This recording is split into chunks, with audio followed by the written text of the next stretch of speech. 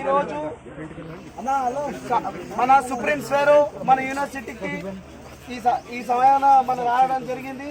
So దాని వెనకాల ఉన్నటువంటి సమస్యలు కానీ ప్రతి విషయం మీ అందరికీ తెలుసు. ఆర్ఎస్పీ ఎవరనే విషయం కూడా మీ అందరికీ బాగా తెలుసు.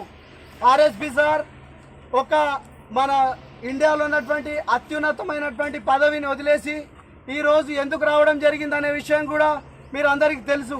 ఎందుకు ఆయన పదవిని 6.5 సంవత్సరాలు ఇంకా మిగిలి ఉండగానే పదవికి వీఆర్ఎస్ ప్రకటించి మన యూనివర్సిటీకి కానీ మన బతుకులు మార్చడం కోసం కానీ అయినటువంటి పదవిని రాజీనామా చేయడం జరిగింది.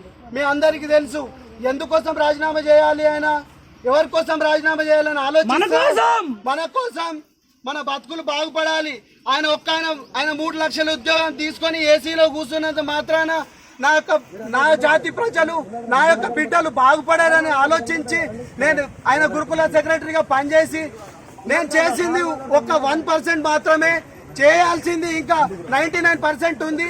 ఏ విధంగా నేను చేయగలుగుతానని ఆలోచించి ఈ విధంగా సార్ తన యొక్క ఉద్యోగాన్ని రాజీనామా చేసి సార్ ఈ రోజు రాజకీయాల్లోకి రావడం జరిగింది. మీ అందరికి తెలుసు మన బతుకులు బాగుపడాలంటే ఏం చేయాలి, అధికారం రావాలంటే ఏం చేయాలి, ఎవరికి ఓటేస్తారు మీరంతా, ఓటు దేనికేస్తామనేది పక్కన పెడితే ఆర్ఎస్పీ సార్ దేనికి వేయమంటే దానికి వేయాలి.